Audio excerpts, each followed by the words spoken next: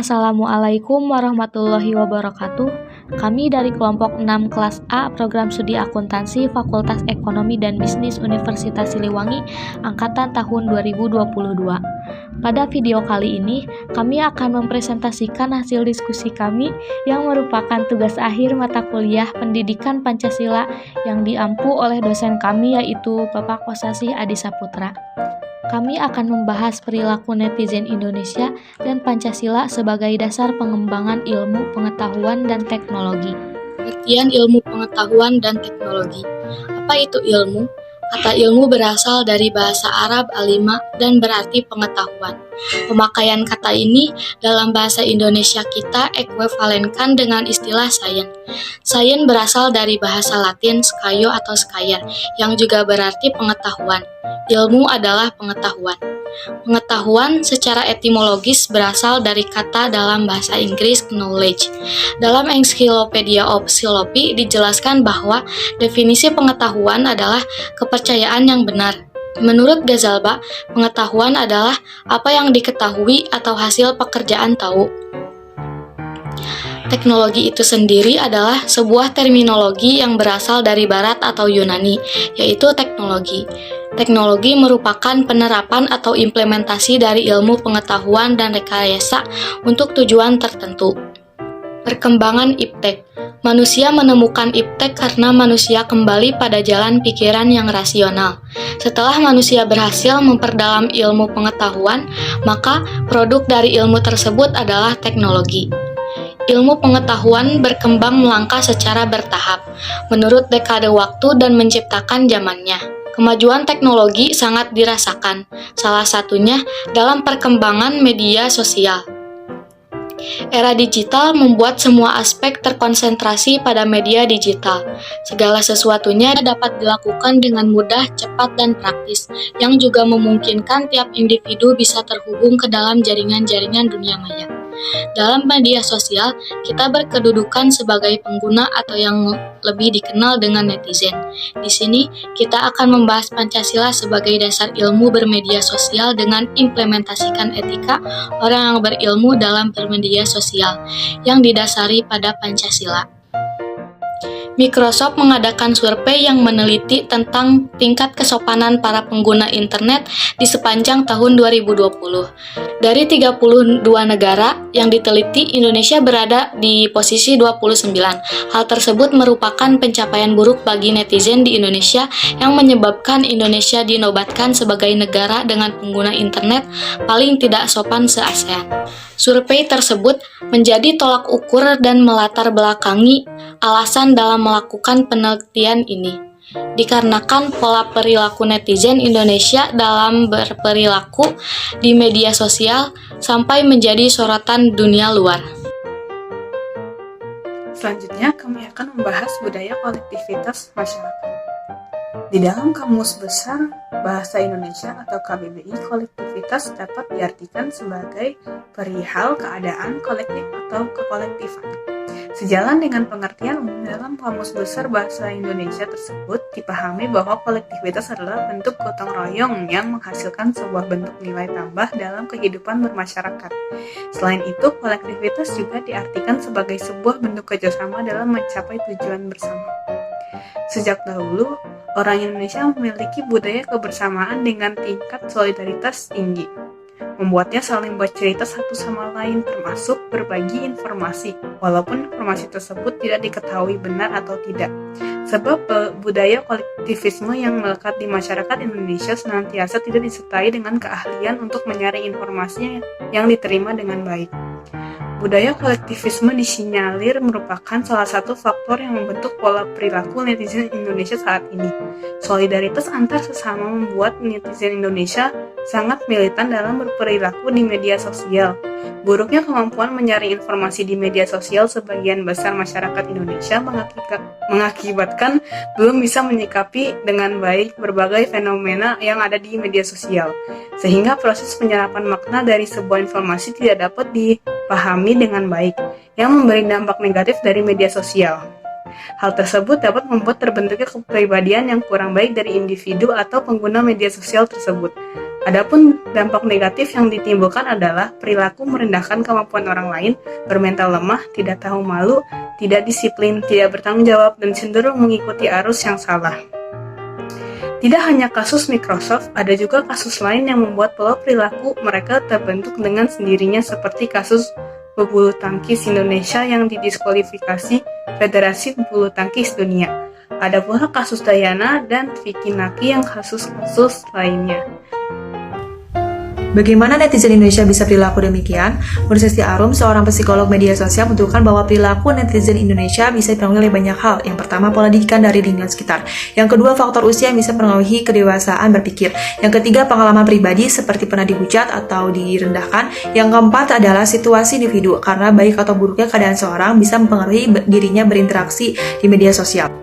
Dalam teori disinhibition effect, netizen Indonesia bisa diklasifikasi menjadi dua kriteria perilaku di media sosial. Apa itu disinhibition effect? Disinhibition effect adalah pola khusus yang dibagikan seorang hanya ketika online.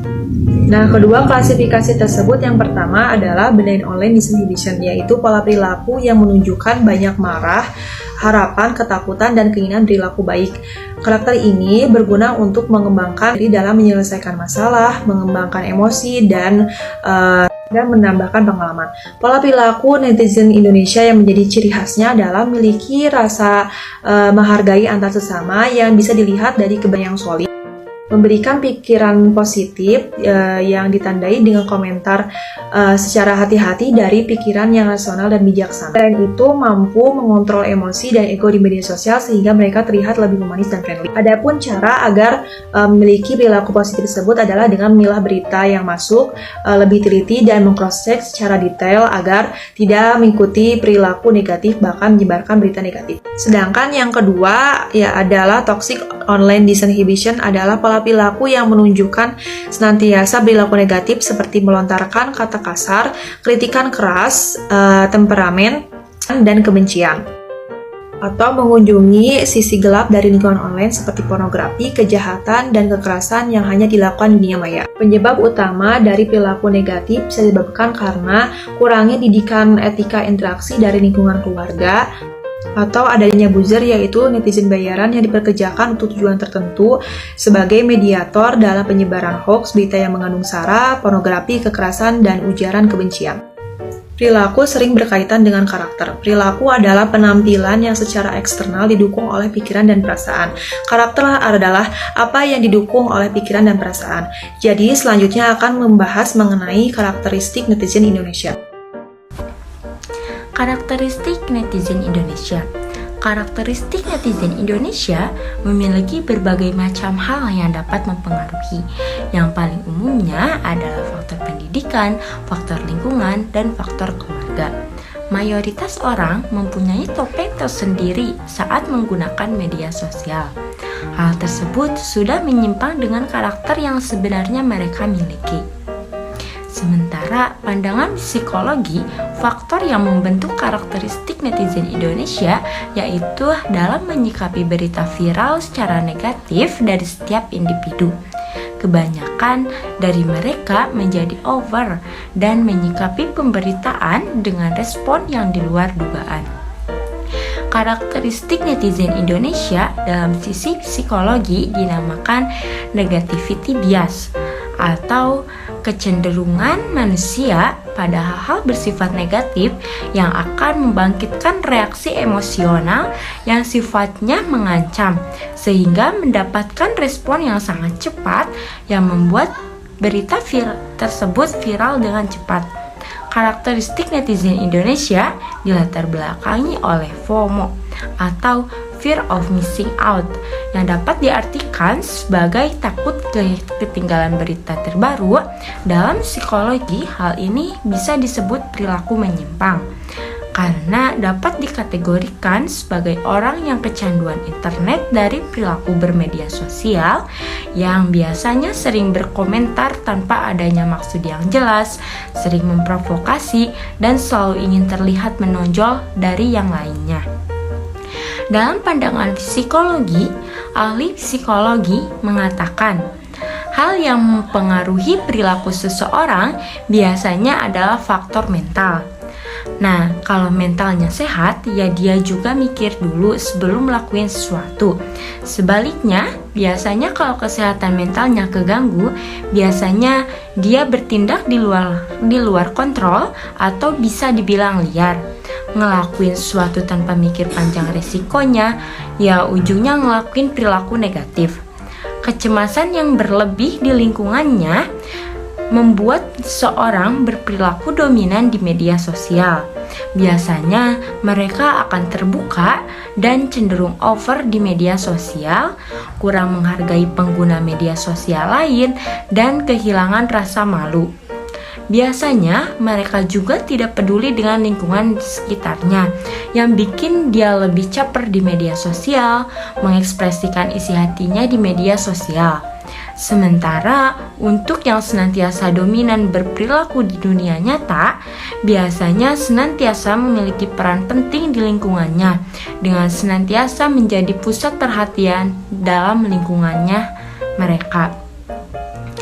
Nah, dalam Pancasila sebagai ideologi, bangsa Indonesia mengatur seluruh aktivitas kehidupan bermasyarakat. Oleh karena itu, di zaman perkembangan iptek yang terus maju, sebagai netizen harus mengamalkan nilai Pancasila sebagai paradigma ilmu dan aktivitas bermedia sosial. Di sini saya akan menjelaskan tentang etika orang berilmu saat bermedia sosial sesuai dengan nilai-nilai Pancasila. Sila pertama, ketuhanan yang Maha Esa memberikan dasar di mana ketuhanan merupakan kata sifat yang memiliki makna bahwa seorang manusia harusnya berkelakuan layaknya tujuan Tuhan menciptakan manusia. Salah satunya dapat bertanggung jawab atas perbuatannya. Etika dalam membuat konten nantinya dapat dipertanggungjawabkan dan tidak mengandung sara dan saling hina antar agama. Pada sila kedua, kemanusiaan yang adil dan beradab memiliki makna kesadaran sikap moral yang didasari nurani manusia dalam hubungannya sesama manusia. Bermedia sosial harusnya berdasarkan pada hakikat tujuan dan demi kesejahteraan umat manusia dengan harapan dapat meningkatkan kualitas hidup manusia. Etika buruk dalam bermedia sosial adalah cyberbullying, walaupun tidak langsung tetapi tetap melukai korban. Sila ketiga, persatuan Indonesia memiliki makna. Indonesia terdiri dari berbagai macam suku bangsa yang memiliki adat dan istiadat yang beraneka ragam. Di sila ketiga ini, di dalam bermedia sosial haruslah beretika yang dapat menumbuhkan rasa nasionalisme, rasa kebersamaan, serta keluhuran berbagai bangsa umat manusia di Indonesia maupun dunia. Sebagai contoh, misalnya bijaksana dalam membuat konten dan berkomentar yang tidak menimbulkan perpecahan antar bagian masyarakat, misalnya antar profesi, antar suku, dan antar negara. Sila keempat, kerakyatan yang dipimpin oleh hikmat kebijaksanaan dalam permusyawaratan perwakilan. Sila ini mendasari bahwa bermedia sosial haruslah bersifat demokratis. Dalam bermedia sosial harus terbuka untuk semuanya, lebih memiliki dampak langsung kepada kondisi masyarakat. Contoh etikanya adalah seperti dalam berkomentar atau berpendapat di media sosial harus menghargai walaupun kita berbeda pendapat dengan orang lain dan tidak memprovokasinya satu sama lain. Pada sila kelima, keadilan sosial bagi seluruh rakyat Indonesia. Sila ini mendasari bahwa bermedia sosial dalam menjaga keseimbangan keadilan dalam kehidupan kemanusiaan, serta hendaknya membantu menciptakan masyarakat yang semakin adil dalam bermedia sosial. Dengan etika yaitu kita bersikap adil terhadap sesama dan menghargai hasil karya orang lain, atau sebagai contoh lain yaitu dapat terjalinnya hubungan baik pemerintah dan masyarakat dalam konteks media sosial. Jadi, dapat disimpulkan bahwa perlunya penerapan Pancasila sebagai pedoman dalam bermedia sosial merupakan hal yang penting untuk menjaga citra baik bangsa Indonesia. Peraturan seringkali bisa disiasati, namun asas kepatutan dan etika janganlah dikhianati. Terima kasih atas perhatiannya telah menonton video kami. Semoga apa yang kami sampaikan bisa menjadi bekal dalam bermedia sosial.